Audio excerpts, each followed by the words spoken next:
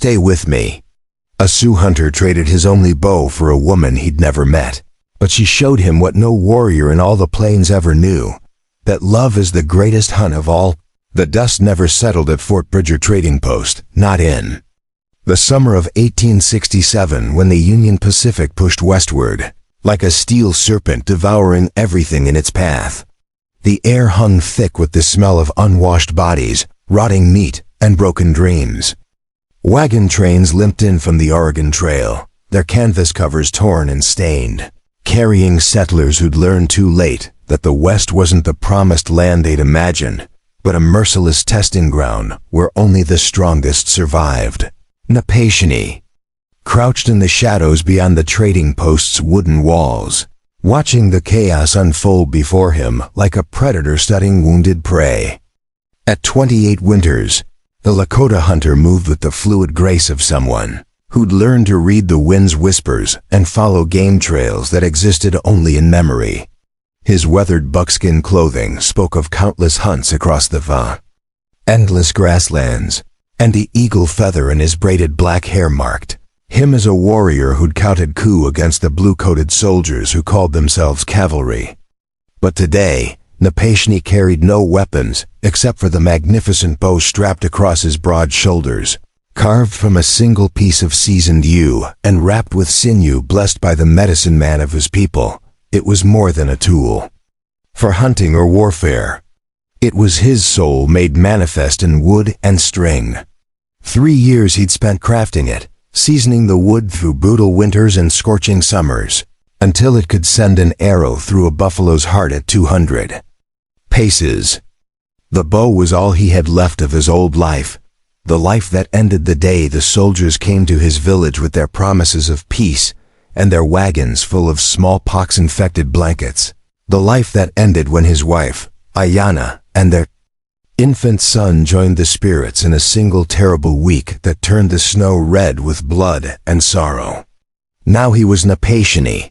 He does not flee, but sometimes a man could flee without taking a single step, could abandon his people and his purpose, and become a ghost walking among the living. For 6 moons he'd wandered the territories alone, hunting just enough to survive, speaking to no one, trusting nothing except the weight of his bow and the silence of the open plains. The trading post's main building squatted like a cancerous growth against the Wyoming landscape, its log walls chinked with mud and desperation. Around it clustered the usual collection of temporary structures, canvas-covered stalls where merchants hawked everything from coffee beans to ammunition, corrals holding horses and oxen that looked as exhausted as their owners, and the inevitable row of cribs where women sold their bodies to men who'd forgotten what tenderness meant. Napashini had come seeking winter supplies, nothing more. Salt for preserving meat, gunpowder for the ancient rifle he'd taken from a dead soldier, perhaps a steel knife to replace the one he'd lost crossing the Platte River 3 weeks ago. But as he approached the main building, a voice cut through the afternoon heat like a whip crack. "Fresh merchandise, gentlemen." Young Mexican beauty, strong as a Mustang, pretty as a painted sunset. The voice belonged to Silas Crow, a gap-toothed trader whose reputation for cruelty stretched from the Missouri River to the California gold fields. Crow stood on a wooden crate beside the trading post's entrance, his greasy hair slicked back with bear grease, his pale eyes scanning the gathering crowd like a buzzard evaluating carrion. "Girls got breeding, I can tell you that much," Crow continued, his voice taking on the practiced rhythm of a snake oil salesman. "Speaks 3 languages, can read and write, knows her way around a kitchen and a sick room. Her father was some kind of don down in Santa Fe before the Apache got him. Mother was pure Spanish nobility, or so the girl claims." A few men in the crowd chuckled, but Napashini heard the ugly hunger beneath their laughter. From the shadows of the trading post's covered porch, a figure emerged, and Napashini felt something shift in his chest like a lodged arrow working loose. The woman was perhaps 25 summers, with skin the color of honey touched by firelight and hair black as a moonless night that hung in a thick braid down her back. She wore a simple brown dress that had seen better days, but she carried herself with a dignity that made the rough men around her seem small and crude by comparison. Her name, Napashni would later learn, was Valentina Torres, and she had traveled a road even harder than his own. Born to a wealthy ranching family in New Mexico territory, she'd watched Apache raiders burn her family's hacienda and slaughter everyone she'd ever loved. Captured and sold from one band of outlaws to another, she'd somehow survived 18 months of hell before ending up in Silas Crow's possession. Just another piece of merchandise to be bartered away to the highest bidder, but Napashni knew none of this as he watched her stand motionless on the auction block, her dark eyes fixed on some distant point beyond the crowd of leering faces. What struck him wasn't her beauty, though she was beautiful in the way that dangerous storms were beautiful. What stopped his breath was the absolute stillness of her spirit, the way she held herself apart from the ugliness surrounding her, as if she'd found some secret place inside herself where their words and stares couldn't reach. "Bidding starts at $50, Crow announced, rubbing his hands together like a man warming himself at a fire. "That's less than you'd pay for a good horse. And this little filly will give you years of service if you treat her right." More laughter from the crowd, and Napashni saw Valentina's jaw tighten almost imperceptibly, the only sign that she was hearing every degrading word. A bearded mountain man in a coonskin cap raised his hand. "50. He called out, grinning at his companions. "Reckon she'll look fine cooking my supper." "60. Shouted a cavalry sergeant whose blue uniform was stained with whiskey and tobacco juice. "Army pay's been good this month." 75. This from a well-dressed man in a black suit and bowler hat, who looked like he'd never worked a day with his hands. Something about his smile made Napashni's skin crawl. The bidding continued. Each number another nail in Valentina's coffin, another step away from any hope of freedom or dignity. Napashni found himself studying her face, searching for some sign of fear or despair, but she remained as still as carved stone, her gaze never wavering from that distant horizon only she could see. In that moment, she reminded him of his wife, Ayanna, who had faced her death from the white man's disease with the same terrible courage. $100. The shout came from a thick-set trader with arms like tree trunks and scars crisscrossing his knuckles. "Name's Bull Mackenzie, and I got uses for a woman like that." His companions whooped and slapped him on the back, already imaging the entertainment such a purchase might provide. 100 going once, Crow called out, his eyes gleaming with satisfaction. $100 was more than many men saw. In a year, going twice ... He raised his wooden gavel, preparing to seal Valentina's fate with a single blow. Napashni stepped from the shadows. The crowd parted before him like grass before a prairie fire.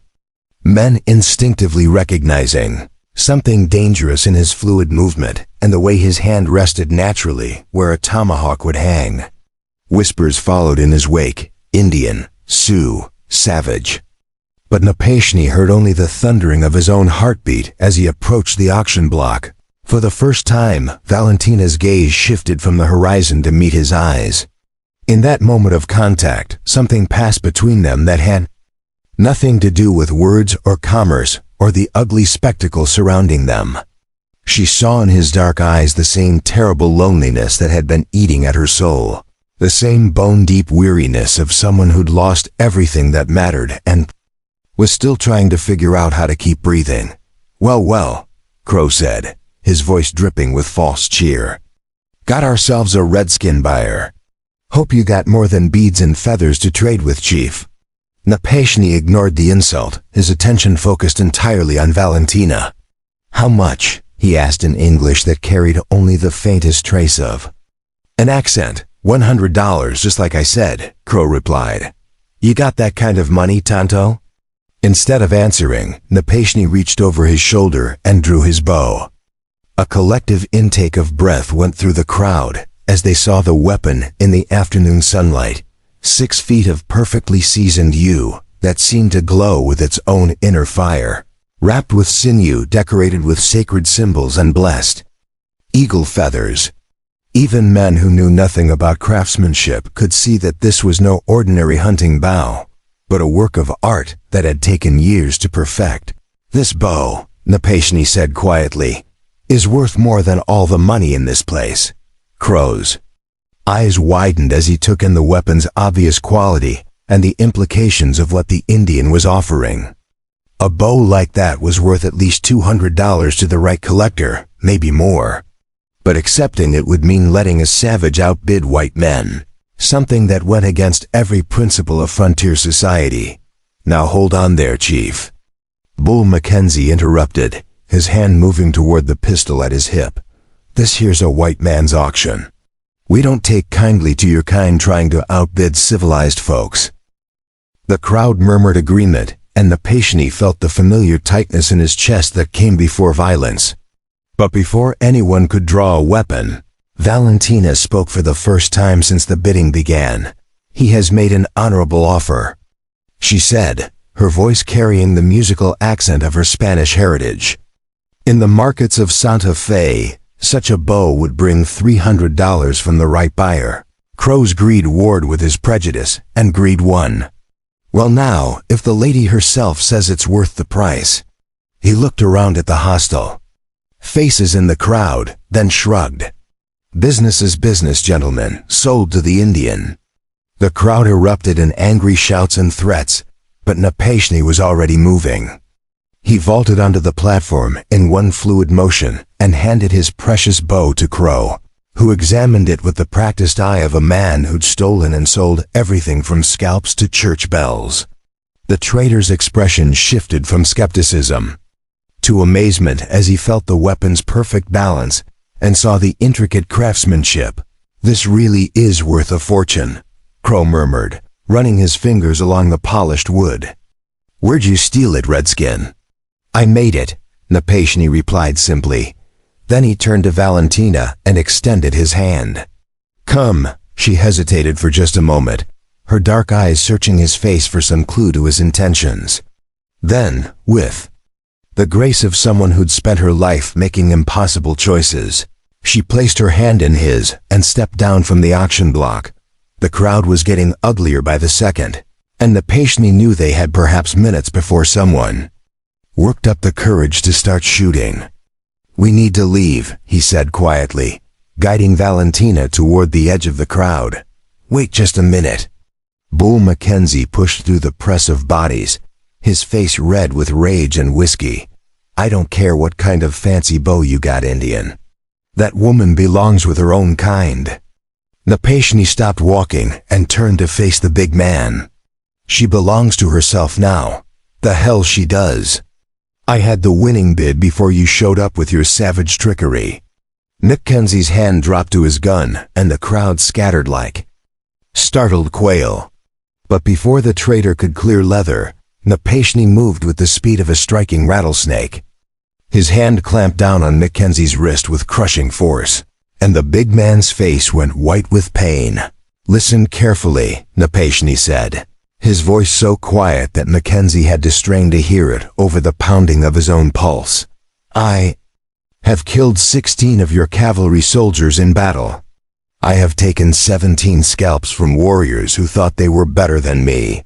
You do not want to be the first traitor I kill for stupidity." He released Mackenzie's wrist, and the man stumbled backward, cradling his injured arm. The crowd watched in stunned silence as Napashni took Valentina's hand again and led her away from the trading post. Walking with the unhurried pace of someone who'd never retreated from anything in his life, they walked in silence until the sounds of the trading post faded behind them, replaced by the endless whisper of wind through grass and the distant cry of a red-tailed hawk circling overhead. Only when they reached a small grove of cottonwoods beside a creek did Napashni finally stop and turn to face the woman he'd just purchased with the most precious thing he owned. "You are free," he said simply. "I do not own you. You may go wherever you wish." Valentina stared at him for a long moment, her expression unreadable. "Just like that? Just like that?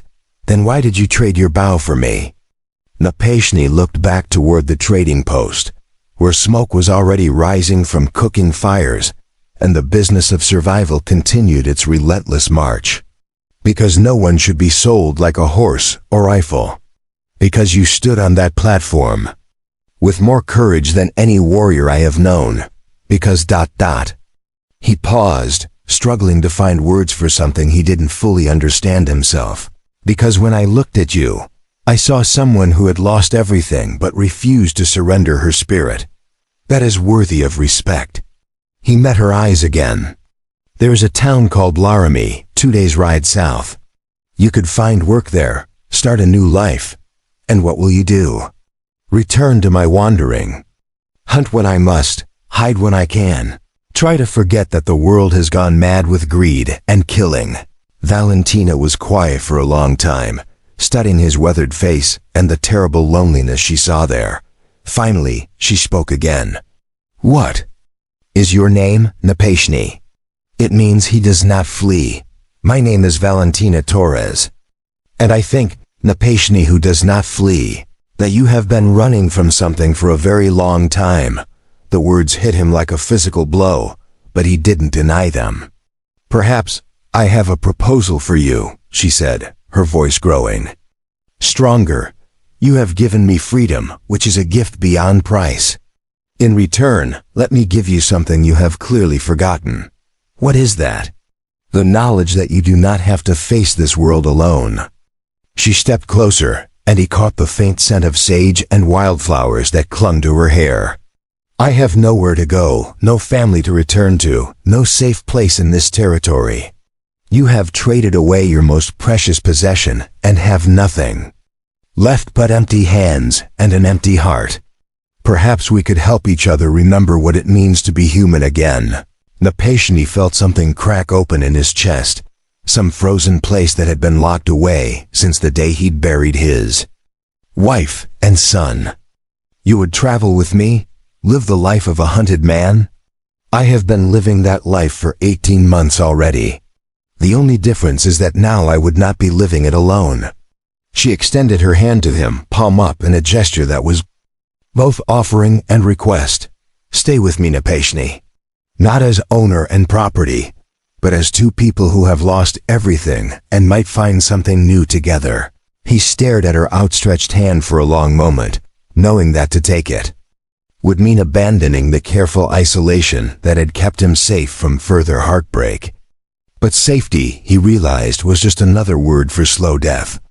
And this woman, this Valentina Torres who had faced an auction block with the courage of a war chief, was offering him something he'd thought lost forever, the possibility of connection, of trust, of hope, slowly, carefully, as if handling something infinitely precious and fragile. Napashni reached out and took her hand. Her fingers closed around his with surprising strength, and for the first time in 6 moons, he felt the touch of another human being, who saw him as something more than an enemy to be killed or a curiosity to be feared. Stay with me, she whispered, and in those 3 words he heard an echo of every prayer he'd ever offered to the spirits, every desperate plea for a reason to keep walking when the world seemed determined to crush everything beautiful beneath its boots. 3 days into their journey across the Wyoming territory, Napashni began to understand that Valentina Torres was not the helpless woman he'd rescued from the auction block. She rode the spotted mare he'd traded for at a crow camp with the easy grace of someone born to the saddle, her dark hair streaming behind her as they crossed endless stretches of buffalo grass beneath a sky so vast it seemed to swallow the earth itself. More surprising still, she knew the land. There's a spring 2 miles northeast of here, she said on their second morning, pointing toward a cluster of red rocks that looked identical to every other cluster they'd passed. My father brought me through this country when I was 15, teaching me the routes the traders used between Santa Fe and the northern territories. Her voice carried a note of sadness when she spoke of her father, but no self-pity. He said, a woman who knew the land would never be completely helpless, no matter what befell her family's fortune. Napashni reined in his black gelding and studied the landscape she'd indicated. To his trained eye, there were indeed signs of water, a slightly different shade of grass, the way certain birds wheeled overhead, the faint depression in the land that spoke of an ancient creek bed.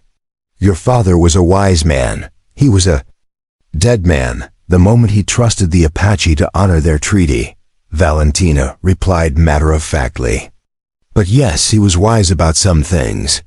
She nudged her mare forward, taking the lead without asking permission, and Apashni found himself following a woman for the first time since his wife's death. The spring she'd promised lay hidden in a small canyon between weathered sandstone walls, its clear water bubbling up from some deep source and creating a small oasis of green in the brown landscape. They made camp in the shade of ancient cottonwoods, and Apashni watched as Valentina went about the business of survival with practiced efficiency.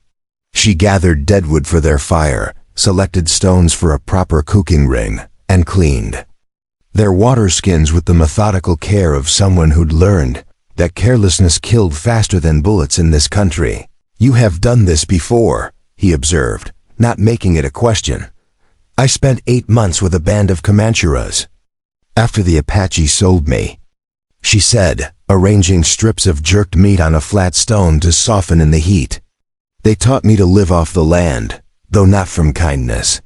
A woman who could not keep up was left behind to die. She glanced at him across the small fire. I learned to keep up. Apashni felt a familiar tightness in his chest, the same rage that had sustained him through 6 months of solitary wandering. These Comancheros, are they still alive? Something cold and satisfied flickered in her dark eyes. The leader, a man named Joaquin Morales, choked on his own blood after I put ground glass in his whiskey. The others scattered to the wind when the territorial militia caught up with them. Near Tucumcari, I escaped during the fighting. She added more wood to the fire with steady hands. I do not believe in leaving debts unpaid. The casual way she spoke of murder should have alarmed him, but Apashni found himself nodding approval. Instead, good. A woman who cannot defend herself is prey for every predator, and a man who walks alone across hostile territory is prey for every war party and cavalry patrol, she countered. Perhaps we are both safer together than apart. That night, as they sat on opposite sides of their small fire, listening to coyotes sing in the distance, Valentina asked the question he'd been dreading. Tell me about your wife. Apashni's hand stilled on the piece of wood he'd been carving into a new arrow shaft.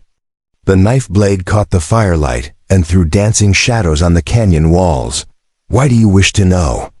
Because you loved her deeply, and she is the reason you have been running from your people. Valentina's voice was gentle but relentless.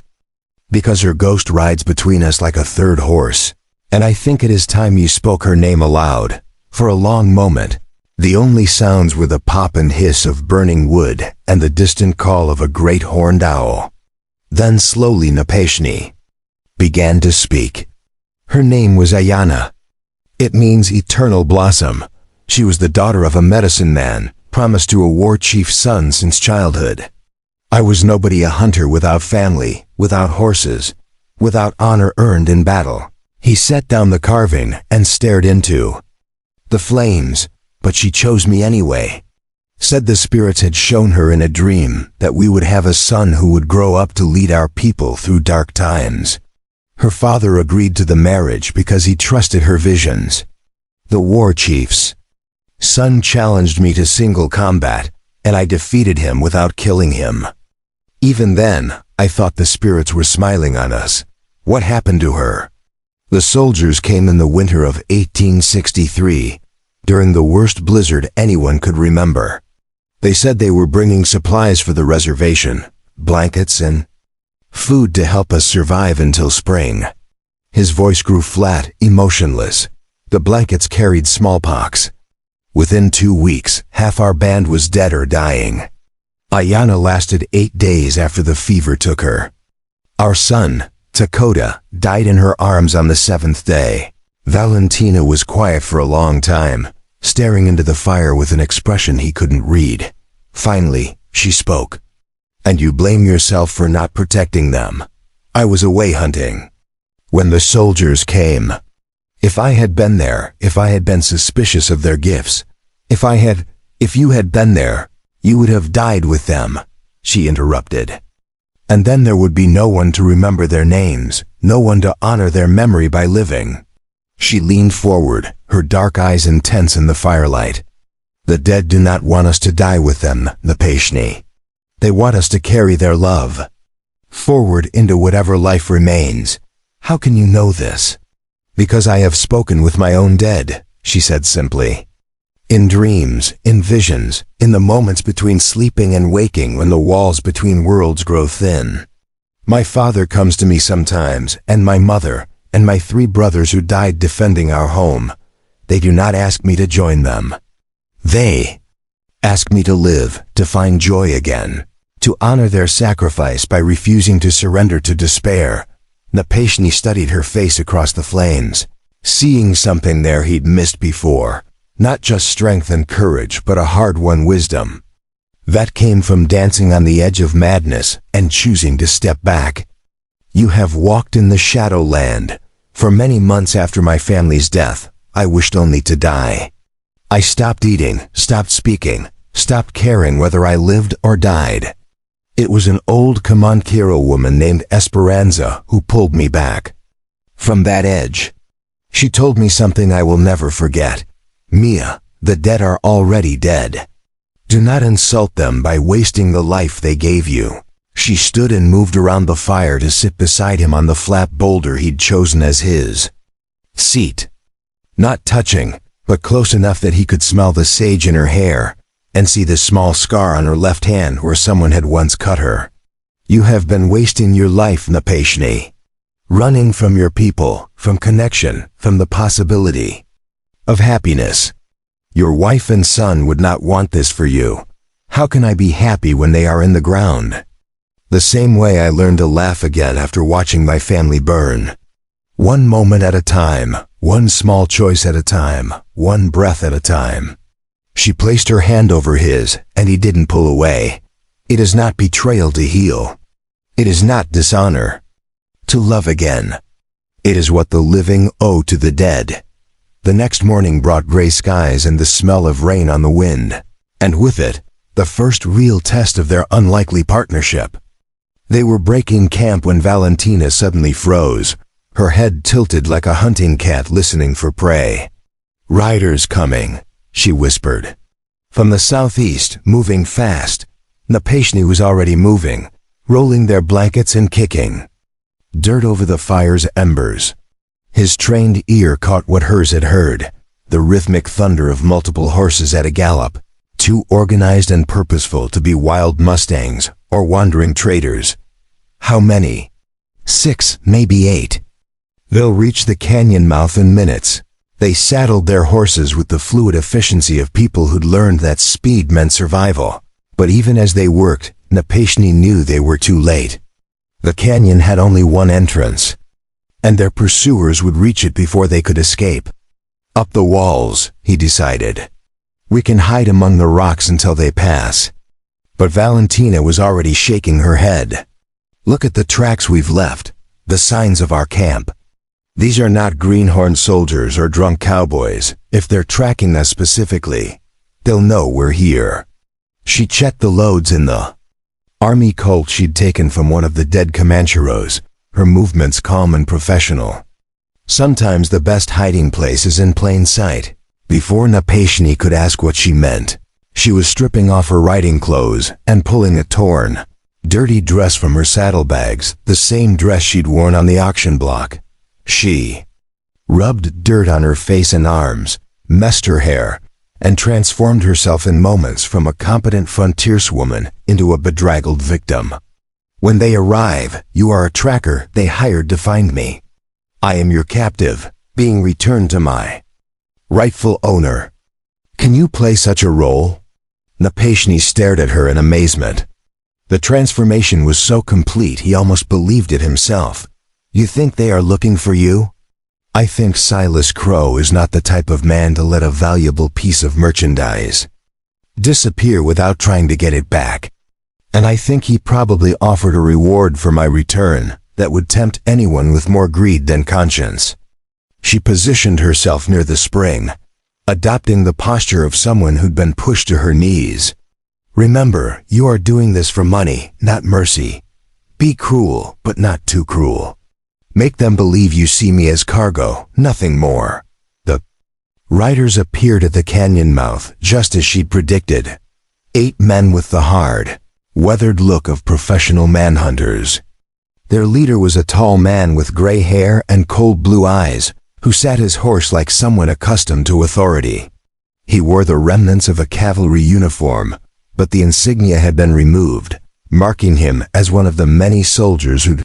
Before we jump back in, tell us where you're tuning in from, and if this story touches you, make sure you're subscribed, because tomorrow I've saved something extra special for you. Turned to bounty hunting after the war. Well, the leader called out as he spotted them. Looks like we found our missing merchandise. His companions spread out in a semicircle, hands resting casually on their weapons. You must be the breed who stole her from Crow. Name's Captain Morrison, though I don't wear the blue anymore. We're here to collect what belongs to our employer. Napashini forced his expression into the stony mask he'd worn during his war days, when mercy was a luxury that got good men killed. I am Napashini of the Lakota. I paid for this woman fairly, with goods worth more than your employer's asking price. That's not how Crow tells it, Morrison replied, swinging down from his saddle. He says you cheated him, threatened him, stole his property through intimidation and savage trickery. Says that bow you traded wasn't worth $20, let alone $100. It was a transparent lie, but Napashini could see the greed in the manhunter's eyes. They'd probably been promised half the woman's sale price for her return, more money than most of them saw in a year. If Crow wishes to renegotiate our deal, he can find me and speak his complaints like a man. Oh, he's not interested in renegotiating, one of Morrison's men said with a laugh. He's interested in getting his property back and seeing you strung up for theft. There's a nice big cottonwood about a mile back that would serve just fine. Valentina chose that moment to whimper and try to crawl away, playing her role too. Perfection. Please, she sobbed in Spanish-accented English. I will do whatever you ask, but do not let them take me back to that terrible man. Morrison's attention shifted to her, and Napashini saw the predatory gleam in his eyes. Don't you worry, señorita. We'll take real good care of you on the trip back. Won't we, boys? His men chuckled, and the implications were clear. They planned to use her themselves before delivering damaged goods to their employer. The woman stays with me, Napashini said flatly. Like hell she does, Morrison replied, his hand dropping to his gun. You're outnumbered 8-1, breed. Even if you manage to kill a couple of us, you'll still be dead, and we'll still have the girl. Smart thing would be to walk away while... You still can. Napashini appeared to consider this, letting uncertainty flicker across his features. It was all performance, buying time while he counted weapons, estimated distances, planned the violence that was coming whether he wanted it or not. What if I were to offer you a better deal? What kind of deal? The woman knows the location of a Spanish gold cache hidden in the Sangre de Cristo Mountains. Her father was part of the original expedition that buried it before the American conquest. It was a lie, but a believable one. Such stories were common currency throughout the Southwest. Worth perhaps $50,000 in gold and silver coin. Morrison's eyes lit up with avarice, but he was too experienced to bite immediately. And why would you tell us this instead of going after it yourself? Because I am one man alone, in hostile territory, and the cache is guarded by Apache war parties who kill any white man or mixed blood they find in their sacred places. But you are 8 men, well-armed, experienced in warfare. You could fight your way through where I could. Not. Napashini gestured dismissively at Valentina. The woman is worth perhaps $500 on the slave market. The gold is worth 100 times that amount.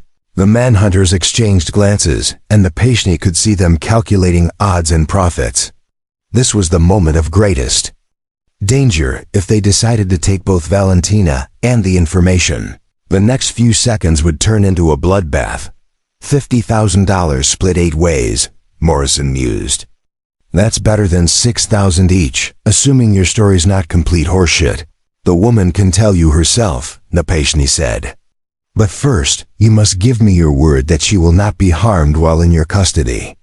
I have grown fond of her, and I would not see her mistreated. It was exactly the right note to strike possessive but not protective, greedy but not heartless. Morrison nodded slowly. Fair enough. We're not animals. He gestured to his men. Get the girl. Mount it up. We'll head south toward the Sangre de Cristos and see if this breed's story holds water. As the manhunters busied themselves preparing for travel, Valentina caught Napashni's eye for just a moment. In that brief glance, he saw acknowledgement, understanding, and a cold promise of violence that matched his own.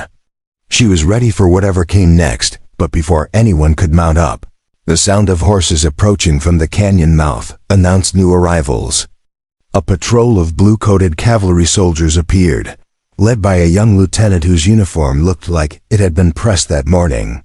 Behind him rode 8 troopers, their carbines held ready for trouble. Captain Morrison, the lieutenant, called out, his voice carrying the authority of youth and military training. I'm Lieutenant Davidson, 3rd Cavalry Regiment. We've been looking for you. Morrison's face went carefully neutral. Lieutenant, what can I do for the Army today? You can explain why you and your men were seen leaving Fort Bridger 3 days ago in pursuit of a civilian and his companion, when you have outstanding warrants for desertion, theft of government property, and conduct unbecoming. Davidson's eyes swept over the group, taking in Napashni's native features and Valentina's disheveled appearance. And you can explain why this woman appears to have been mistreated. The situation was spinning rapidly out of control, and Napashni could see Morrison weighing his options. 8 manhunters against 8 soldiers was even odds, but fighting the Army would bring down the full weight of military justice on their heads. On the other hand, surrendering meant prison, or hanging for most of Morrison's men. The woman is our lawful prisoner, Morrison said carefully. Captured runaway slave, being returned to her rightful owner in accordance with territorial law. Slavery was abolished 3 years ago, Davidson replied coldly. Try again, indentured servant then. Owes money to her employer, Lieutenant. Davidson dismounted and approached Valentina, his young face creased with concern.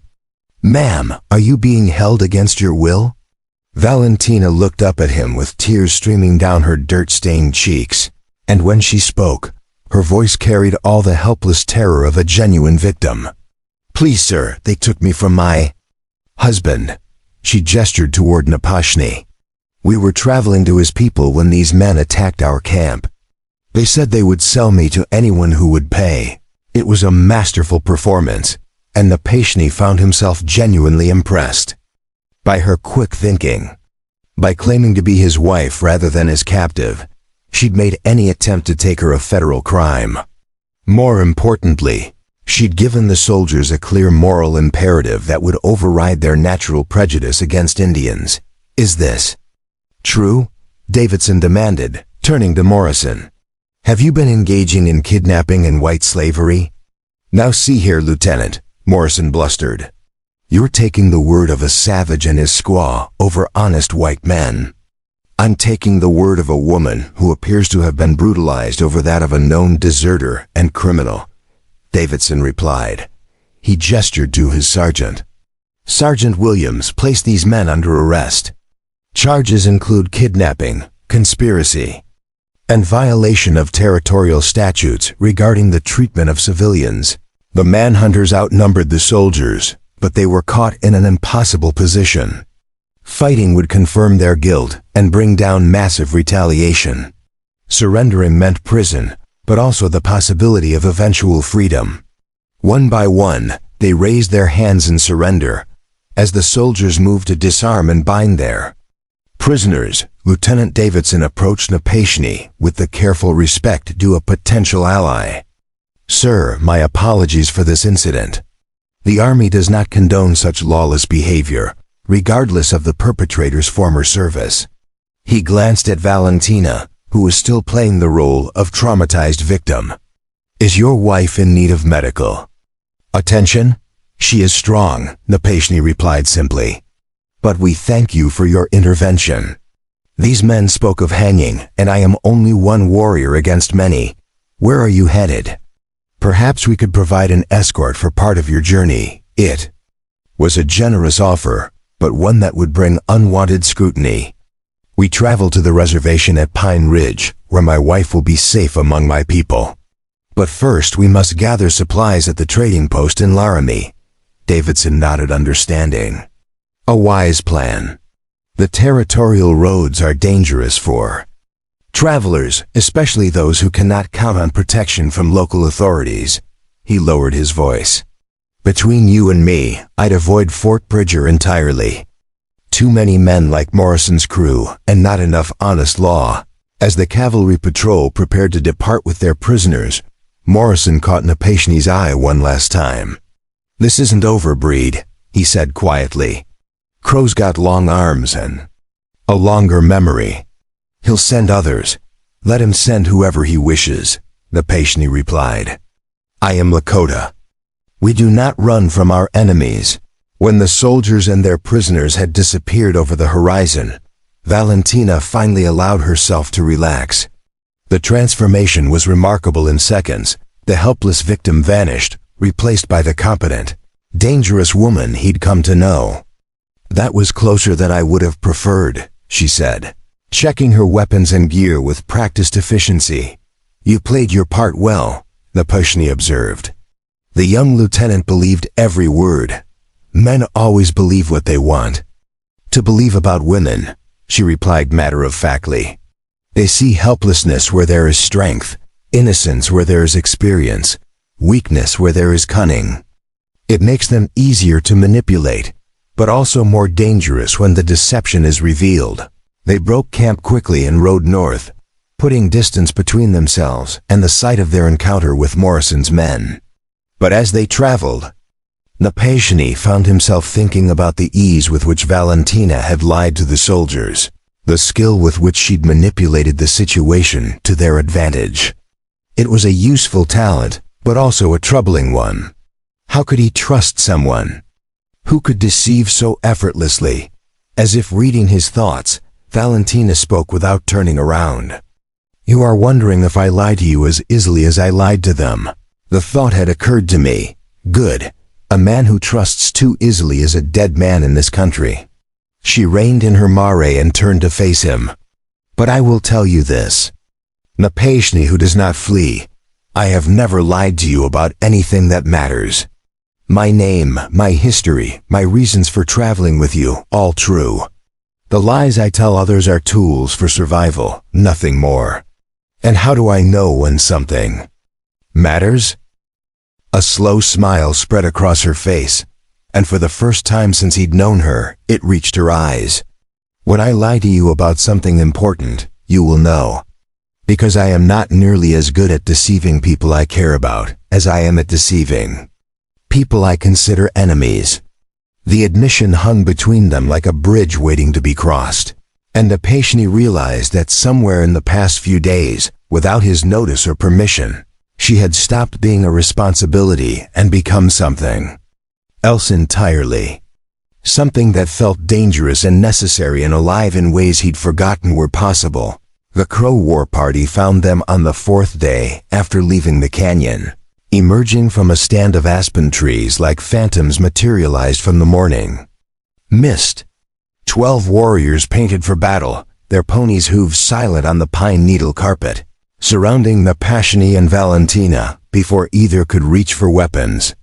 The war chief who led them was a man Napashni recognized from the old days before the white man's wars had scattered the tribes like leaves in a windstorm. Napashni of the Lakota, the war chief said in the Crow tongue, his voice carrying the weight of old grudges and older honors. I am Plenty Coos of the River Crow. You ride far from your people's hunting grounds, and you ride with strange company." His dark eyes studied Valentina with the calculating gaze of a warrior evaluating potential threats. This woman carries herself like a fighter, but her skin speaks of Spanish blood. "Explain yourself." Napashni raised his right hand in the universal gesture of peaceful greeting, but kept his reins loose and his legs ready to drive his horse into motion if diplomacy failed. The Crow and Lakota had been enemies for generations, fighting over hunting grounds and horse herds in conflicts that stretched back to the time when the world was young. But they had also been allies against the white soldiers when necessity demanded, and Plenty Copes was known as a man who valued honor above blind hatred. "I greet you, Plenty Coos, whose wisdom is spoken of in many lodges," Napashni replied, in careful Crow, drawing on language lessons learned during a brief peace between their peoples 5 winters ago. "I travel these lands by right of ancient custom, seeking no quarrel with the River Crow. This woman is under my protection, and we disturb no hunting grounds, take no game that belongs to others." Plenty Copes guided his paint pony closer, his weathered face impassive but his eyes missing nothing. He wore the traditional scalp lock of a Crow warrior, decorated with eagle feathers that marked him as a man who had counted coup many times in battle. A necklace of bear claws hung across his chest, and the medicine bundle tied to his lance spoke of powerful spiritual protection. "The protection of the Lakota means nothing in Crow territory. But you have not answered my question about this woman who rides like a warrior, but looks like no woman of the people." Before Napashni could respond, Valentina surprised them, all by speaking in fluent Crow, her accent carrying the distinctive intonation of someone who had learned the language from native speakers. "I am Valentina Torres, daughter of Don Carlos Torres of Santa Fe, granddaughter of Maria Singingbird of the Jicarilla Apache. My mother's people were allies to the Crow in the time of the great buffalo herds, before the white soldiers came to steal the land." A murmur ran through the war party at this revelation. Plenty Cope's expression shifted from suspicion to surprise, then to something approaching respect. The Jicarilla Apache had indeed been allies to various Crow bands in the past, and claiming such lineage was either truth or an incredibly dangerous lie that could be easily verified. "You speak our language well for one who claims Spanish father and Apache mother," Plenty Cope said carefully. "How did you learn the words of the River Crow?"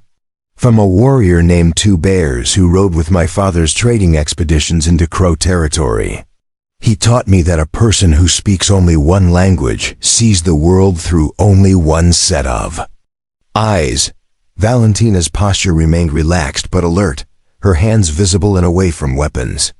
"He also taught me that the Crow are people of honor who do not make war on women and children without cause." Plenty Coos was quiet for a long moment, studying her face as if searching for some sign of deception. Finally he spoke again. "Two Bears was my cousin. He died 3 winters ago fighting the Blue Soldiers at the Battle of Bear Creek. If you knew him, you can tell me the name of his favorite war horse." It was a test, and Napashni felt his muscles tense as he realized that their lives might depend on whether Valentina's claim to Apache heritage was truth or desperate improvisation. But she answered without hesitation, her voice carrying the sadness of genuine memory.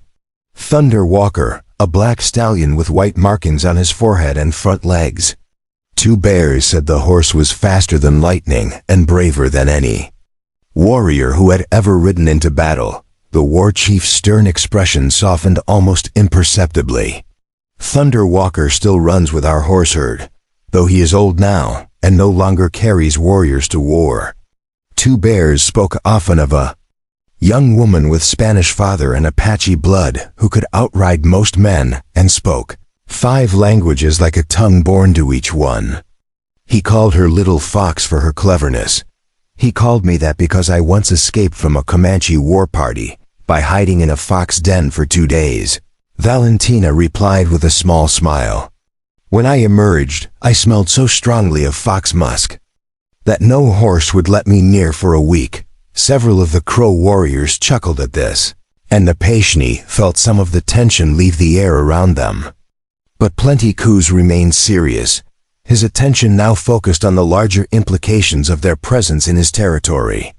Little Fox of the Apache, you travel with a Lakota warrior in lands where both your peoples have few friends. The Blue soldiers hunt all Indians like animals, and the white settlers shoot first and ask questions of the dead. Why do you not seek shelter with your mother's people? Valentina's expression grew grave. Because my mother's people are scattered to the winds, killed by disease and bullets and reservation life that breaks the spirit like a green branch. Because the man who would have been my husband among the Jicarilla was hanged by territorial authorities for the crime of defending his hunting grounds. Because I have learned that safety lies not in the color of one's skin, but in the strength of one's allies. Napashni watched the interplay between Valentina and Plenty Coups with growing amazement. She was not just surviving this encounter, but actively shaping it, using her genuine connection to the warrior's dead cousin to build bridges across the chasm of tribal politics and ancient enmities. More than that, she was revealing depths of experience and connection he had never suspected. And you, Napashni of the Lakota, Plenty Coups said, turning his attention back to the obvious question. Why do you travel with this woman instead of riding the war trail with your own people? Are you outcast, exile, or simply fool? The question struck closer to home than Napashni cared to admit, but he answered with the honesty that Crow culture demanded. I am a man whose family was killed by the white man's diseases, whose heart was buried with his wife and son. I have been wandering the territories like a ghost, seeking nothing but the next sunrise and the one after that. This woman was being sold like a horse at Fort Bridger. I traded my war bow for her freedom, not knowing that she would offer me something I thought lost forever. And what is that? A reason to remember what it means to be alive instead of merely breathing. Plenty Coups studied them both for a long moment, his weathered face revealing nothing of his thoughts. Around them, the morning air carried the scent of pine resin, and the distant smoke of cooking fires from the Crow camp that must lie somewhere nearby. Birds called from the treetops, and somewhere in the distance, a horse whinnied softly. It was a peaceful scene that could turn deadly in an instant if the war chief decided they represented a threat to his people. There is wisdom in your words, Lakota warrior, but also danger in your path, Plenty Coups finally said. Word has come from the trading posts that a man named Crow seeks the return of stolen property, offering gold for information and more gold for delivery.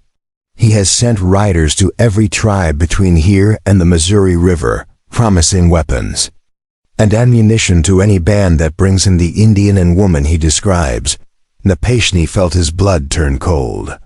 He had known that Crow would not simply accept the loss of valuable merchandise, but he had not anticipated the scope of the manhunt or the resources being devoted to their recapture. How much gold has he offered? Enough to buy 100 rifles and 10,000 rounds of ammunition, one of the younger warriors answered before Plenty Coups could speak. Enough to outfit a war party that could fight the Blue soldiers on equal terms. The implications were staggering. For many tribes, struggling against overwhelming military disadvantage, such an offer would be impossible to refuse. Even bands with no particular animosity toward runaway slaves or Indian fugitives might decide that their people's survival was worth more than the lives of two strangers. You see the difficulty of your situation, Plenty Coups said. Every day you remain in this territory, you become more dangerous to yourselves and to any who might offer you shelter. Crow's gold will eventually find ears willing to listen and hands willing to act. Then we will leave Crow territory immediately, Napashni said. I have no wish to bring trouble to people who have shown us courtesy. Where will you go? North to the Blackfoot, who would kill you for sport. East to the white settlements, where you would be shot on sight. South to the Apache, who trust no one and spare no prisoners. Plenty Coups shook his head. There is nowhere in this territory where you can run fast enough or hide deep enough to escape the reach of Crow's gold. Valentina had been listening to this exchange with growing intensity, and now she spoke with the quiet authority of someone who had spent years learning to survive in impossible circumstances. Then we do not run. We fight, 2 people against every bounty hunter and tribal war party between here and the Pacific Ocean. One of the Crow warriors scoffed. That is not fighting, that is suicide. No, Valentina said, her dark eyes flashing with sudden inspiration. That is misdirection. We make Crow's hunt so expensive and so dangerous that it becomes cheaper to abandon the search than to continue it. Plenty Coups leaned forward in his saddle, clearly intrigued despite himself. Explain this strategy, little fox of the Apache. Crow is a businessman before he is anything else. He pursues us because he believes the profit will outweigh the cost. But what if every bounty hunter he sends out disappears into the wilderness? What if every tribal band that takes his gold finds themselves marked for retaliation by other tribes who see them as traitors to all red people? What if the hunt becomes so bloody and so uncertain that no one will take his money? Napashni stared at her, beginning to understand the audacious scope of what she was proposing. You want to turn the hunters into the hunted. I want to make it clear that some prey bites back hard enough to make the hunt not worth the risk. She turned back to Plenty Coups. But such a strategy would require allies, warriors willing to fight not for gold, but for the principle that our people should not be bought and sold like cattle. The Crow war chief was quiet for a long time, his eyes distant as he considered the implications of what she was suggesting. Around them, his warriors waited in disciplined silence, but Napashni could see the interest and calculation in their faces. This was the kind of bold, aggressive strategy that appealed to men raised on stories of great raids and legendary war. Chiefs, you propose to make war on the bounty hunters, Plenty Coups said finally. To strike fear into the hearts of those who would profit from hunting our people like animals. I propose to remind them that we are not defenseless, Valentina replied. That some fights cost more than they are worth, and some victories are too expensive to pursue. And what would you ask of the River Crow in this war? Nothing that would bring the blue soldiers down on your people. Nothing that would violate your treaties or endanger your families. Only the right to pass through your territory and perhaps occasional shelter for wounded warriors who fight in defense of all our peoples.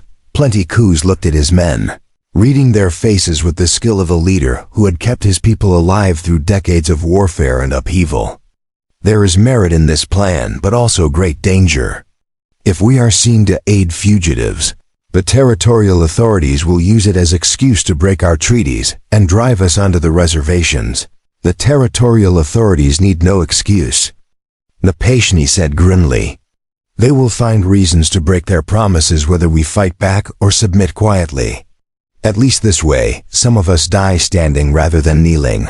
One of the younger Crow warriors, his face painted with the yellow and black stripes of a proven fighter, urged his horse forward. I am Red Hawk, son of many horses, grandson of warriors who fought the Blackfoot when the world was young. I say we help these two, not for their sake but for our own honor. Too long have we watched our brothers and sisters sold like horses, while we count coup on empty air. A murmur of agreement ran through the war party, and Napashni could see that Valentina's words had struck a nerve deeper than simple sympathy for fugitives. These were men who had spent their lives watching their world shrink, their people diminished, their traditional ways of life slowly strangled by circumstances beyond their control. The chance to strike back, even in a small way, clearly appealed to their warrior spirits.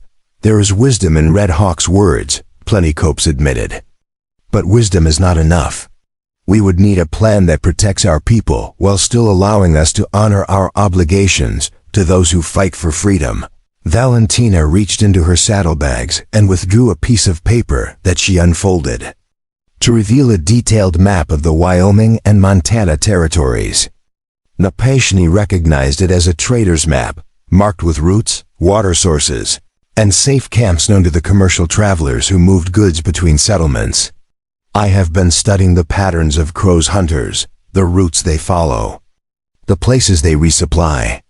Most are white men who know nothing of the land except what they learn from other white men. She pointed to a series of marks on the map that indicated known water sources. They follow the obvious trails, camp at the known springs, resupply at the established trading posts. Preparing and narrating this story took us a lot of time, so if you are enjoying it, subscribe to our channel. It means a lot to us now. Back to the story. If we were to make those places dangerous for them, not through direct attack, but through making them fear what might be waiting in every shadow, we could force them to either abandon the hunt or take risks that would make them easy prey. Plenty. Coos studied the map with the eye of an experienced war leader. You propose to haunt them like evil spirits, to make them afraid of their own shadows. I propose to teach them that hunting human beings is dangerous work that should be left to those willing to accept the consequences. Valentina refolded the map and tucked it away. But such a campaign would require knowledge of the land, skills in guerrilla warfare, and most importantly, the ability to disappear into country where white men cannot follow, skills that the Crow possess in abundance, Red Hawk said with evident pride. Skills that all the tribes possess. If they could be convinced to work together instead of fighting each other, Valentina replied. Imagine if every bounty hunter who entered Indian territory knew that he might face Crow warriors in the north, Apache fighters in the south, Cheyenne raiders in the east, and Lakota war parties in the west. How many would be willing to risk such odds for Crow's gold? Napashini felt a stirring in his chest that he had not experienced since the death of his family, a sense of purpose larger than mere survival. You speak of uniting the tribes in common cause. Such a thing has not been done since the time of Tecumseh. Tecumseh failed because he tried to unite all tribes in one great war against all white people, Valentina said. I propose something more limited, but also more sustainable, a network of warriors, dedicated to protecting their people from exploitation, willing to share information and coordinate actions when necessary. Plenty Coos was nodding slowly, his strategic mind clearly engaged by the possibilities she was outlining. A brotherhood of fighters bound not by tribe, but by common purpose. It has been tried before, but perhaps the times were not right. Perhaps now, when our people face extinction, such desperate measures might succeed where conventional warfare has failed. The first step, Valentina continued, would be to eliminate the immediate threat. Crow's hunters are spread thin, across the territory, working alone or in small groups. They depend on surprise and superior firepower to overwhelm their targets. If we could turn that advantage against them, make them the ones who are surprised and outnumbered, we could break the back of the hunt before it gains real momentum. Red Hawk's paint pony stamped restlessly, sensing its rider's excitement. How many hunters has Crow sent out?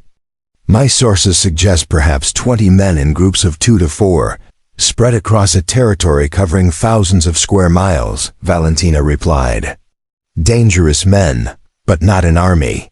Certainly not more than a coordinated campaign by experienced warriors could handle. Your sources? Plenty Coos asked. Valentina smiled, and there was something cold and predatory in the expression. I spent 18 months among men like these, learning their ways, their weaknesses, their fears. I know how they think, how they plan, how they can be defeated. More importantly, I know that they are ultimately cowards who prefer easy prey to dangerous fights. Napashini found himself studying this woman he thought he was beginning to understand, only to discover new depths of steel beneath her surface. You have been planning this since Fort Bridger. I have been planning this since the day they first put chains on my wrists, she corrected.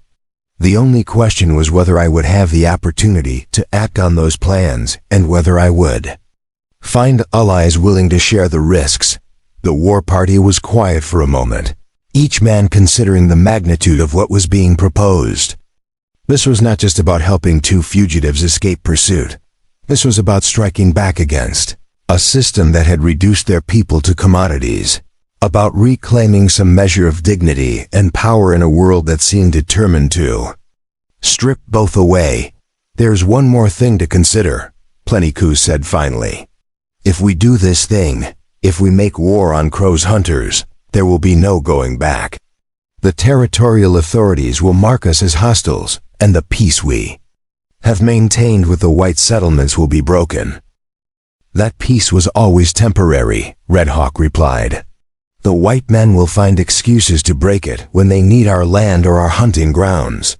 At least this way, we break it on our own terms, for our own reasons. And if we fail? If Crow's gold proves stronger than our warriors' courage?" Valentina answered before anyone else could speak. "Then we die fighting instead of living on our knees. And perhaps our children will remember that some of us refused to surrender without a battle." The words hung in the morning air like smoke from a sacred fire, carrying with them the weight of a decision that would reshape the lives of everyone present. Napashni could see the moment when resolve crystallized in Plentycoop's eyes, when the careful calculation of a tribal leader gave way to the fierce determination of a warrior who had found a cause worth dying for. "Very well," the war chief sighed. "The River Crow will join this fight, not as hired guns seeking Crow's gold, but as free people defending the right of all our brothers and sisters to live without fear of being hunted like animals. Red Hawk will gather a war party of volunteers, men who understand that this path leads to glory or death, but nothing in between." As the Crow warriors began making plans for the campaign ahead, Napashni caught Valentina's eye and saw in her expression the same fierce joy he felt in his own heart. They were no longer running, no longer hiding, no longer simply trying to survive from one day to the next. They had found allies, purpose, and most importantly, hope that their struggle might accomplish something larger than mere personal freedom. "Stay with me," she had asked him that first night by the canyon spring, and he had chosen to trust her wisdom. Now, as he watched her coordinate battle plans with seasoned war chiefs and turn a desperate flight into the beginning of a campaign for justice, he realized that staying with her had been the first wise decision he'd made since his world ended. In blood and smallpox, whatever came next, they would face it together, as partners in a fight that had just begun.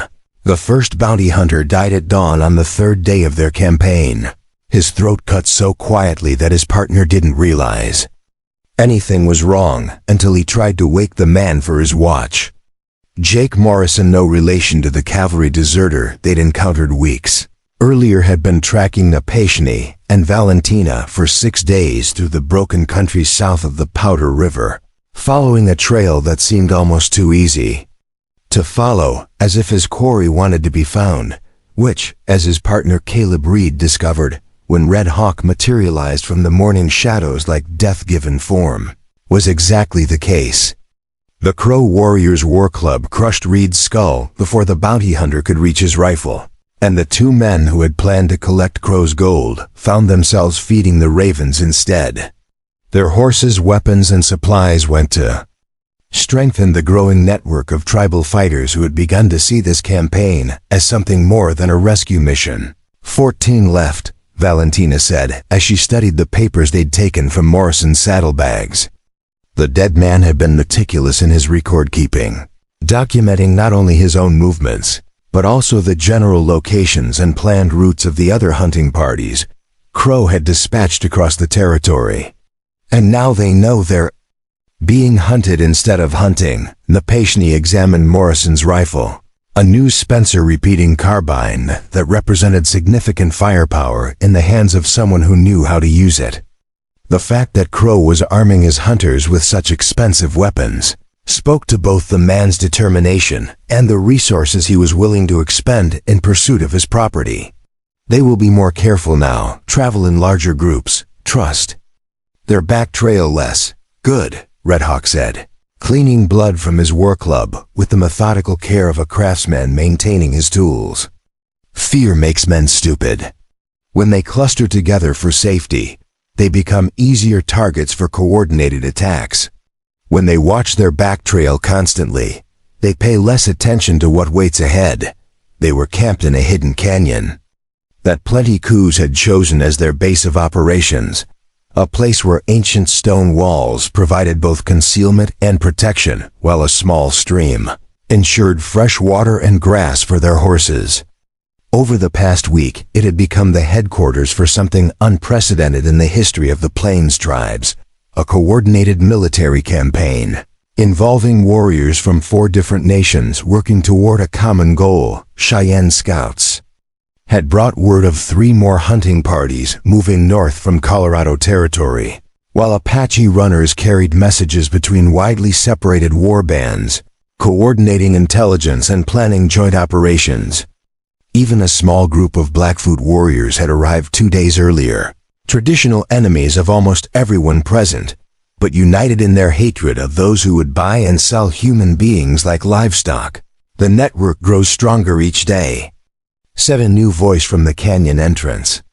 Napashni turned to see a figure he hadn't expected, Standing Bear of the Ponca, a chief whose reputation for wisdom and strategic thinking was known throughout the Central Plains.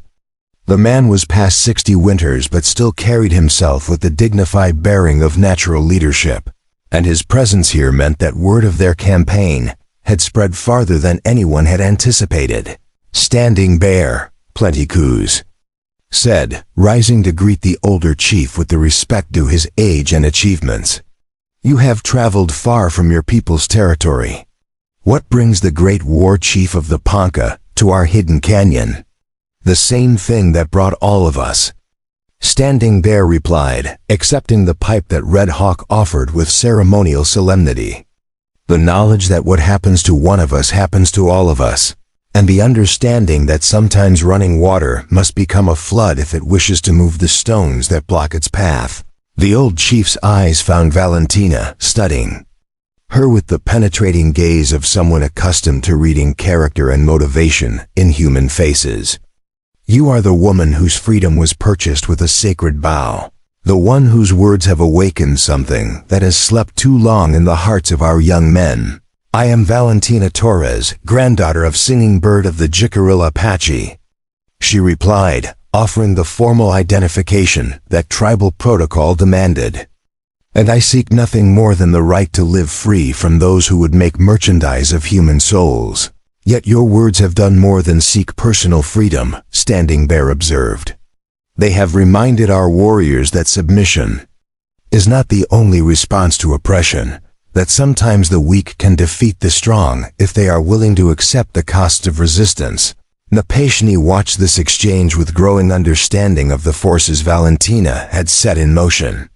What had begun as a desperate flight from bounty hunters had become something larger, a symbol of defiance that was spreading across tribal territories like grass fire, inspiring warriors who had begun to see themselves as defeated to remember what it meant to fight back. 3 more hunting parties were eliminated yesterday. Standing Bear continued, settling himself beside their small fire. Cheyenne warriors caught one group sleeping in the open near the Rosebud Creek. Apache fighters ambushed another at a waterhole in the Bighorn Basin. The third simply disappeared between Fort Laramie and the North Platte crossing. No bodies found, but their horses returned to the fort riderless with their saddles cut to pieces. Crow will send reinforcements, Valentina said. Men like him don't surrender easily when they smell profit. Let him send them. Red Hawk replied with the confident bloodthirst of a young warrior tasting his first real victories. We have shown that his hunters bleed like any other men. Each group he sends us makes us stronger while making him poorer. But Standing Bear was shaking his head, his weathered face grave with the wisdom of long experience. You think like fighters, which is good, but you do not think like the white men who control the territory government. Crow has already petitioned the territorial governor for military assistance, claiming that hostile Indians are attacking innocent civilians engaged in lawful recovery of stolen property. The implications of this hit the group like a physical blow. Military intervention would transform their guerrilla campaign into open warfare with the United States Army, a conflict that could only end in the complete destruction of every tribe involved. Even united, the Plains Indians lacked the numbers and firepower to stand against disciplined troops armed with artillery and supported by an industrial economy. How long before the soldiers come? Plenty Coups asked. Perhaps 2 weeks, perhaps less. The territorial government is eager to demonstrate its control over what they call the Indian problem, and Crow has offered to pay for additional supplies and equipment for any military expedition that recovers his property. Napashni felt the familiar tightness in his chest that had plagued him since his family's death, the sense of being trapped in circumstances beyond his control. Then we have failed. We cannot fight the army and hope to protect our people. No, Valentina said, her voice carrying a conviction that surprised everyone present. We have succeeded beyond our wildest hopes. In 2 weeks we have united 4 tribal nations in common cause, eliminated nearly half of Crow's hunters, and demonstrated that Indians are not helpless victims waiting to be harvested. Now we must be smart enough to win the larger war by avoiding the smaller battles we cannot win.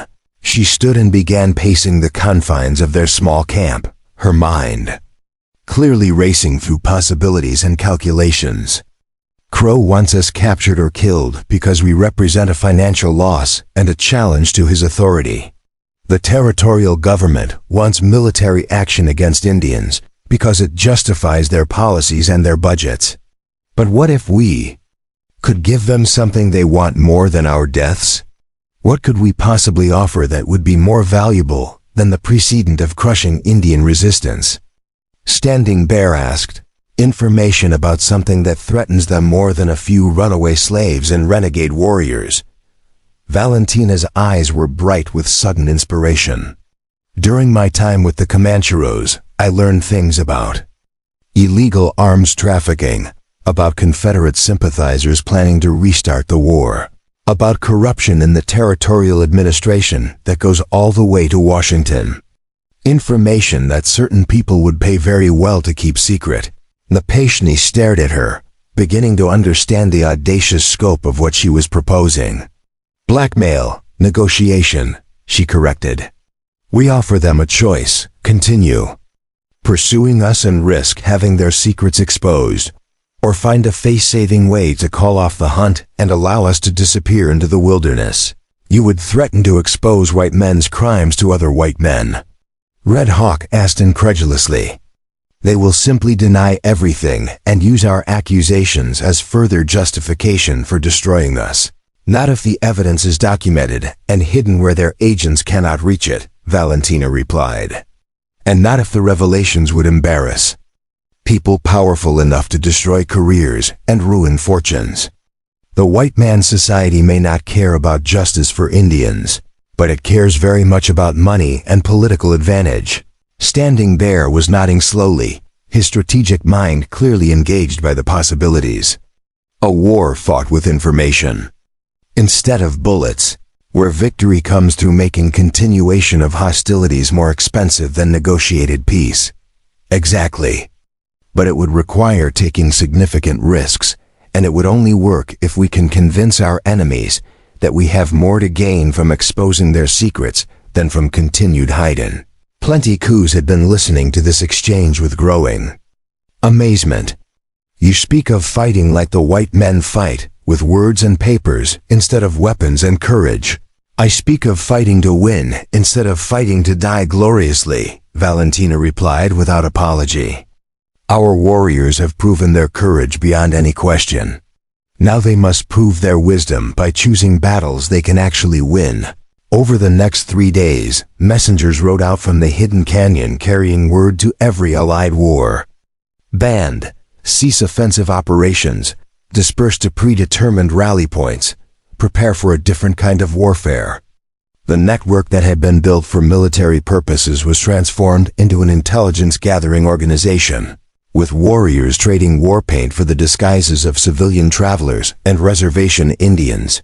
Meanwhile, Valentina began the delicate work of contacting the sources she had cultivated during her months as a captive in the criminal underworld of the Southwestern Territories. Letters written in Spanish and carried by Apache runners made their way to Santa Fe, where certain merchants and officials found themselves reminded of services rendered and debts owed to a woman they had assumed was long dead. The first response came within a week, a detailed accounting of illegal arms sales to Confederate guerrillas, complete with names, dates, and financial records that implicated 3 territorial officials and a U.S. Army colonel in treasonous activities. The second response brought evidence of massive corruption in the Bureau of Indian Affairs, including documentation showing that supplies intended for starving reservation populations had been sold for private profit. This is enough to destroy careers and fill prison cells, Napashni said as he studied the growing collection of documents. But how do we use it without revealing ourselves and our sources? We don't reveal ourselves, Valentina replied. We reveal Silas Crow. She spread out a carefully forged letter on their makeshift table, written in Crow's distinctive hand and bearing his seal. The document was a masterpiece of misdirection, appearing to be correspondence with Confederate agents regarding arms sales and plans for renewed insurrection in the territories. This will be discovered in Crow's possession when federal marshals raid his trading post next week, along with enough physical evidence to suggest that his entire manhunt for runaway slaves has been a cover for more treasonous activities. Red Hawk stared at the forged letter in admiration. You would destroy our enemy by making him appear guilty of crimes against his own people. I would destroy our enemy by revealing crimes he has actually committed, while adding just enough fictional details to ensure that the real criminals have no choice but to distance themselves from him completely. Valentina sealed the letter with wax and Crow's stolen signet ring. When the dust settles, Silas Crow will be dead or imprisoned, his assets seized by the federal government, and his manhunt abandoned as the fantasy of a traitor and criminal. And we disappear into the wilderness while our enemies destroy each other, Standing Bear said with evident approval. It is an elegant strategy, worthy of the great war chiefs of the past. 2 weeks later, as federal marshals surrounded Fort Bridger trading post and arrested Silas Crow on charges of treason, arms trafficking, and conspiracy against the United States government, Napashni and Valentina sat beside a small fire in the Wind River Mountains, watching snow fall on peaks that stretched toward a star-filled sky. The manhunt was over, the bounty hunters scattered to the winds, and the network of tribal allies had proven that cooperation could accomplish what individual resistance could not. Stay with me, Valentina had asked him months ago in a canyon beside a hidden spring, and he had chosen to trust her wisdom. Now as they planned a journey to the vast northern territories, where they could build a life free from the reach of territorial law, he understood that staying with her had been more than a personal choice. It had been the beginning of a transformation that had changed not only their own lives but the lives of countless others who had learned to fight back against those who would reduce human beings to merchandise. Where will we go now? He asked, watching the firelight dance across her face. Wherever we choose, she replied, her hand finding his across the space between them. We are free, Napashni. Free to make our own path, free to build something new, free to love without fear. She smiled, and in that expression he saw not just personal happiness, but the hard-won triumph of people who had refused to surrender their humanity to those who would strip it away. We have won more than our freedom. We have won the right to trust in tomorrow. The blizzard that trapped them in the abandoned cabin came without warning, a white wall of fury that swept down from the Canadian Rockies and turned the world into a howling void of snow and ice. For 3 days, Napashni and Valentina huddled beside a makeshift fire built from broken furniture, listening to the wind tear at the roof timbers while they rationed their meager supplies and waited for nature's rage to exhaust itself. On the 4th morning, silence finally returned to the mountain valley they'd chosen as their refuge from the civilized world. But with the silence came a discovery that changed everything. Fresh horse tracks in the snow outside their temporary shelter, leading to and from the cabin in a pattern that spoke of careful reconnaissance rather than accidental discovery. Someone had found them during the storm, studied their position, and departed without making contact. Apache, Valentina said, examining the distinctive moccasin prints that accompanied the horse tracks. But not Jicarilla, these markings belonged to Chiricahua raiders from the southern deserts. Her voice carried a tension Napashni had rarely heard from her, a combination of recognition and dread that spoke of personal history he didn't fully understand. They're a long way from their traditional hunting grounds. Napashni studied the tracks with the eye of someone who'd spent his life reading the subtle language of disturbed earth and broken vegetation. 3 riders, moving fast but not fleeing. They knew exactly where to find us, which means they've been tracking us for days, perhaps weeks. He looked up at the surrounding peaks, their snow-covered slopes offering countless hiding places for watchful enemies. The question is whether they came as scouts for a larger force or as messengers seeking contact. The answer came with the sunset, when a single figure appeared on the ridge overlooking their cabin. Even at a distance, Napashni could see that the rider sat his horse with the casual arrogance of someone accustomed to inspiring fear in others. When the man raised his right hand in what might have been either greeting or challenge, Valentina's sharp intake of breath told him everything he needed to know about their visitor's identity. Victorio, she whispered, the name carrying the weight of old nightmares and unfinished business. My mother's brother, war chief of the Warm Springs Apache, the man who sold me to the Comancheros when I was barely more than a child. Napashni felt ice form in his veins that had nothing to do with the mountain cold. Victorio's reputation stretched across the entire Southwest, a legendary warrior whose campaigns against Mexican and American settlements had made him one of the most feared Indian leaders of his generation, more relevant to their current situation.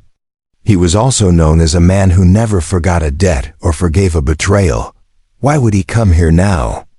Napashni asked, his hand moving instinctively toward the rifle propped beside the cabin door.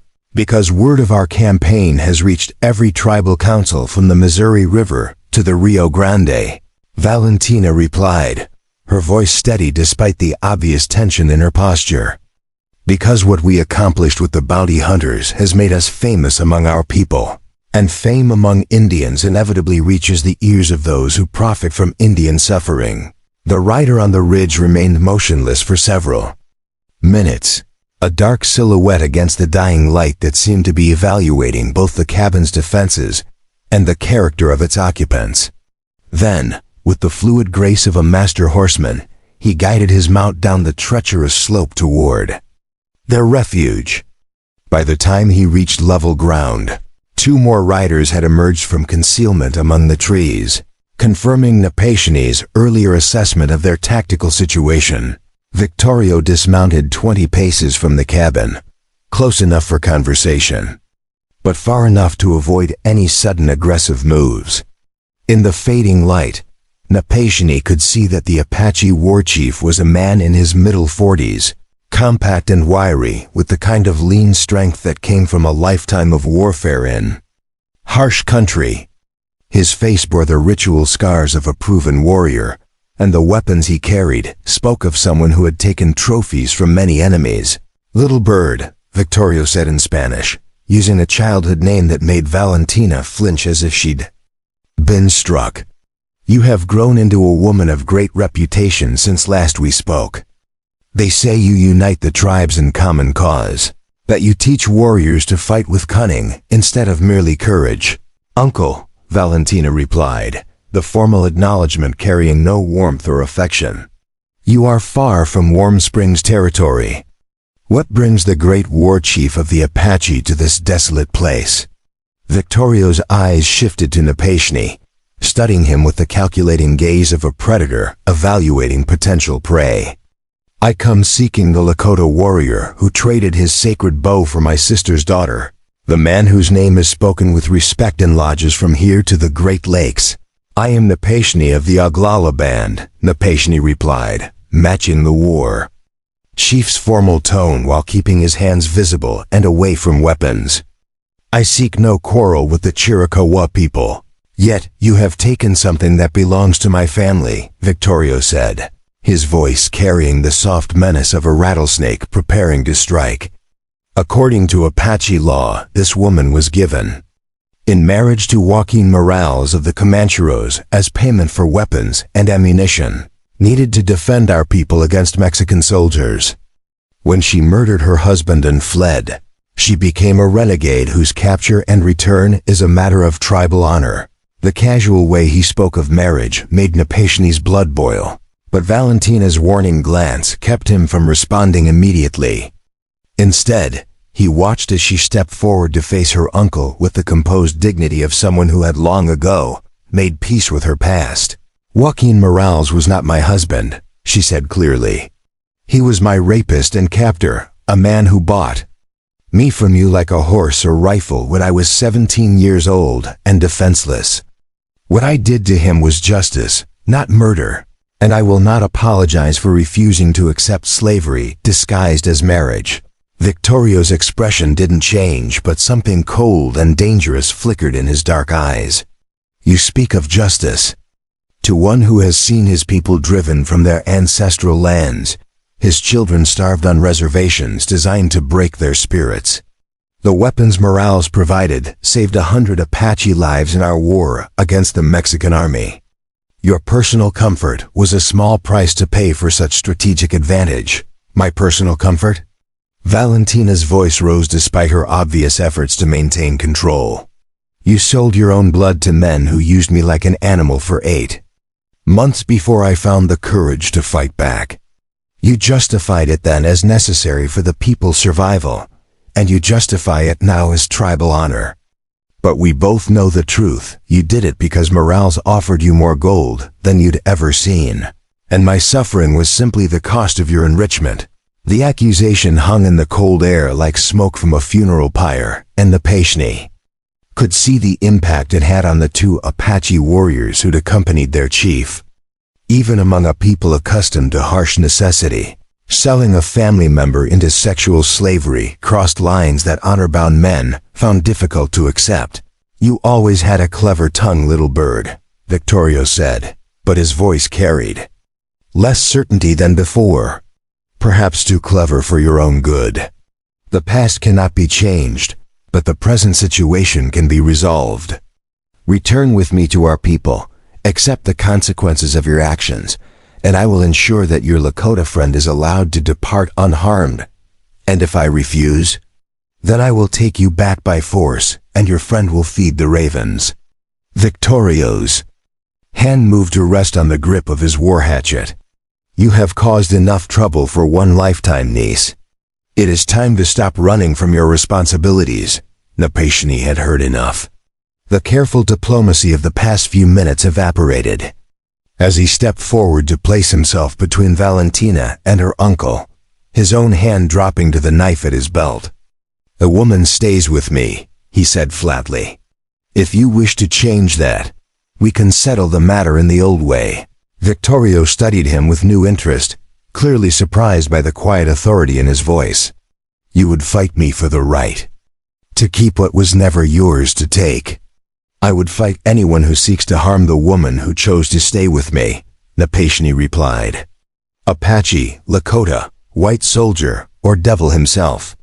Her choices are her own to make, and I will die before I let anyone force her into slavery again. Even if it means your death and hers? Because that is what this path leads to, Lakota warrior. I did not come here alone, and I did not come here to negotiate. 20 of my best fighters surround this valley, and more are positioned on the trails leading out. You cannot fight your way past such numbers." Valentina moved to stand beside Napashni, her decision clear in the straightness of her spine and the set of her shoulders. "Then we will die together," she said simply. "Free, and on our own terms." For a long moment, the 3 figures stood frozen in tableau. while around them the mountain wind whispered through pine boughs, and somewhere in the distance a wolf howled its loneliness to the emerging stars. Then, unexpectedly, one of Victoria's companions spoke up. "War Chief," the younger Apache said, his voice respectful but firm. "I am Gray Wolf, son of many horses, and I speak for the warriors you have brought to this place. We came here believing we followed you in pursuit of a renegade who had dishonored our people. But this woman speaks truth about what was done to her, and this Lakota warrior shows honor in his willingness to die defending her choice." Victorio turned to face his subordinate, surprise and anger warring in his expression. "You dare question my judgment, boy?" "I question actions that bring dishonor to the Apache name," Gray Wolf replied, his hand moving to his own weapon. "This woman was wronged by her own family, sold like property to men who treated her worse than a dog. She has earned the right to choose her own path, and this warrior has earned the right to stand beside her." The other Apache warrior nodded agreement, and Apache realized that Victorio's support among his own men was not as solid as he'd assumed. The war chief's face darkened with rage, but before he could respond, Gray Wolf continued speaking. "More than that, war chief. This woman and her companion have accomplished something we have never managed in all our years of fighting. They united the tribes in common cause, proved that Indians can defeat their enemies through cleverness as well as courage. To kill such people for the sake of old grudges and personal pride would be a crime against all our peoples." Victorio's hand tightened on his war hatchet, and for a moment Napashni thought the argument would end in violence between Apache warriors. But then the war chief's shoulders sagged slightly, and some of the tension went out of his posture. "You speak well, Gray Wolf, but you do not understand the complexities of leadership. Sometimes a chief must make choices that appear dishonorable in order to serve the greater good of his people. And sometimes," Valentina said quietly, "a chief must admit that he was wrong, that the choices he made in the past brought dishonor rather than benefit to his people." Victorio looked at her for a long time, seeing perhaps not the defiant child he remembered, but the strong woman she had become through trials that would have broken lesser spirits. "You have changed little bird. The frightened girl I remember would never have spoken such words to me." "The frightened girl you remember died in Joaquin Moral's bed," she replied. "The woman who stands here now was forged in pain and tempered by necessity. She owes nothing to the past except the wisdom to learn from its mistakes. And what would you have me learn? That selling people is wrong, regardless of the strategic advantages it might provide. That family should protect family, not profit from their suffering. That sometimes the strongest thing a leader can do is admit error and seek to make amends." The silence that followed stretched for what felt like hours, while around them the mountain darkness deepened and the first snow of a new storm began to fall. Finally, Victorio straightened and looked directly at Napashni. "Lakota warrior, you have shown courage and honor in defending this woman. More than that, you have shown wisdom in recognizing her worth when her own family failed to do so." He turned back to Valentina. "And you, little bird, have shown strength I did not know you possessed. Perhaps it is time for an old man to admit that his judgment was clouded by desperation and greed." He stepped back and raised his right hand in formal gesture. "I release you from all obligations to the Chiricahua people. Your choices are your own, your path is your own, your life is your own.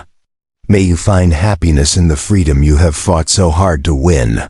As Victorio and his warriors melted back into the mountain darkness as silently as they had appeared, Napashni felt Valentina lean against him, her strength finally giving way to exhaustion and relief. "Stay with me," she whispered against his chest, and he realized that the words had become more than a request. They had become a promise, a commitment, a foundation for whatever life they would build together in the vast freedom of the untamed wilderness. 5 years later, the valley they had claimed as their own bloomed with life that neither Napashni nor Valentina had dared imagine. during those first desperate days of flight and pursuit. Hidden in the remote reaches of the Canadian Rockies, far from territorial law and bounty hunters, their homestead had grown from a single cabin into a small settlement that served as sanctuary for others, seeking freedom from the endless conflicts that plagued the American frontier. The morning sun painted the meadow gold as Napashni worked alongside 3 Crow warriors who had chosen exile over reservation life, their axes ringing in rhythm as they felled timber for the new longhouse that would shelter a family of Cherokee refugees. The sound of children's laughter echoed from the stream where 2 Apache boys and a Lakota girl played with the carved wooden horses that had become Napashni's specialty during the long winter months. "Papa, the baby's coming." The voice belonged to 7 horses, a mixed-blood Cheyenne girl of perhaps 12 winters who served as unofficial messenger for the small community. She came running across the meadow with the urgent energy of someone bearing momentous news, her braids flying behind her like battle flags. Napashni dropped his axe and ran toward the cabin, his heart pounding with an emotion he'd thought lost forever when his first son died in his arms 5 years ago.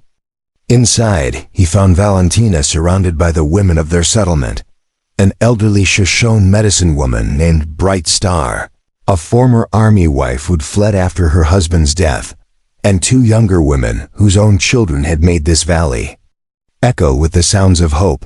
"It's time," Valentina said, her face flushed with exertion but radiant with anticipation. "Our daughter wants to meet the world." Napashni knelt beside the bed they'd built from sweet-smelling cedar, taking her hand in both of his. "Are you afraid? With you here?" "Never." She squeezed his fingers as another contraction gripped her. "Remember what you promised me that first night in the canyon? That you would never have to face anything alone again. Well then, warrior mine, help me bring our child into this beautiful world we've made." The birth was swift and fierce like everything else about Valentina Torres. As the sun reached its zenith over their hidden valley, their daughter announced her arrival with a cry that seemed to challenge the very mountains to deny her right to exist. When Bright Star placed the baby in Napashni's arms, he felt his heart crack open in ways he'd forgotten were possible. "She has her mother's fire," he whispered, studying the tiny face that somehow already bore traces of both his heritage and Valentina's. "And her father's stubborn spirit, if that cry is any indication. What shall we call her?" Valentina asked, her voice weak but triumphant. Napashni looked out the cabin window at the peaceful valley where former enemies had learned to live as family, where children played without fear of soldiers or slavers, where love had proven stronger than hate. "Wakanda," he said finally, "sacred spirit. Because she is proof that miracles still happen in this hard world." As word of the birth spread through their small community, people began arriving with gifts that spoke of bonds deeper than blood or tribal loyalty. Gray Wolf, the Apache warrior who had defied Victorio to defend their right to freedom, presented a tiny bow he'd carved with the same care Napashni had once lavished on his war weapon. Standing Bear had sent a Ponca naming blanket woven with symbols of protection and power. Even Plenty Coups had traveled from Crow territory to offer blessings for the child. "This little one will know something we never knew," the old war chief said as he held baby Wakanda with the gentle competence of a grandfather.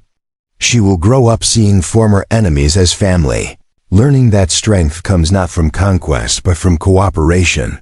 That evening, as their extended family gathered around a great fire built in the meadow's center, Napashni found himself thinking about the journey that had brought them to this moment.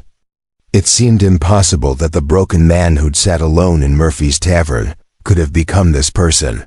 Husband, father, leader of a community built on principles of mutual aid and shared protection. "You're thinking too much again," Valentina said, settling beside him with their sleeping daughter cradled against her chest. "I can see the wheels turning behind your eyes." "I'm thinking about choices," he replied, his arm encircling both his wife and child. "About the moment I decided To trade my bow for a stranger's freedom, not knowing it would change everything. Do you regret it? The bow was sacred to your people, worth more than gold. Napashni looked around at the faces illuminated by firelight. Children who would grow up free. Adults who had found safety after years of running. Elders whose wisdom was valued rather than dismissed. The bow was sacred because it represented my identity as a warrior, my connection to traditions and beliefs that defined who I was. But this, he gestured toward the community they'd built, this is more sacred than any weapon could ever be. Because this is alive, Valentina said, understanding as always the deeper meaning behind his words. The bow was beautiful, but it was finished, complete. What we've built here continues to grow, to change, to become something new with each person who finds shelter in our valley. As if summoned by her words, a figure appeared at the edge of the firelight, a young Blackfoot woman carrying a bundle. That could only be an infant, her clothes torn and her face bearing the haunted expression of someone who had endured unspeakable hardships. Behind her walked two children, boy and girl, clinging to each other with the desperate need of siblings who had no one else in the world. Please, the woman said in halting English. I heard there was a place where people could be safe, where children could grow up without fear. My husband was killed by whiskey traders, my village burned. These are my children and my sister's son. We have nowhere else to go. Napashni and Valentina exchanged glances that needed no words. They had sworn long ago that their sanctuary would always have room for one more family. One more child, one more person seeking freedom from the cruelties of a world that seemed determined to crush anything beautiful or hopeful. You are welcome here, Valentina said, rising to embrace the exhausted woman. You and your children are safe now. Tomorrow we'll build you a cabin. Tonight you'll share our fire and our food. As the Blackfoot woman collapsed in grateful tears and the children were swept up in the welcoming arms of the community, Napashni felt the last cold places in his heart finally thaw completely. This was what Valentina had shown him during those long months of flight and pursuit. That love was not something that diminished when shared, but something that grew stronger with each person who chose to trust in its power. Stay with me. She had asked him that first night beside the hidden spring, when they were nothing but two broken people trying to survive in a hostile world. Now 5 years later, as he watched their daughter sleep peacefully in a valley filled with laughter and hope, he understood that staying with her had been more than a personal choice. It had been a commitment to believing that tomorrow could be better than today, that love could triumph over hate, that even in the darkest times, human beings could choose to create light rather than surrender to darkness. Always, he whispered, pressing his lips to Valentina's hair as their community welcomed its newest members with the same unconditional acceptance they had once offered to two desperate fugitives. In this life and whatever comes after, I will always stay with you. Above them, stars wheeled in their ancient patterns, while somewhere in the distance a wolf sang to the moon. And in their hidden valley, love continued its quiet work of transforming the world one heart at a time. They had traded everything they once were for the chance to become everything they never dared dream possible, and in doing so, had discovered that the greatest treasures were not things that could be bought or sold, but bonds that could only be forged in the fires of shared struggle and mutual trust. The sacred bow was gone, but the sacred spirit lived on in the family they had built, the community they had nurtured, and the love that would endure long after the last echo of their story had faded into legend. Up next, you've got 2 more standout stories right on your screen. If this one hit the mark, you won't want to pass these up. Just click and check them out, and don't forget to subscribe and turn on the notification bell so you don't miss any upload from us.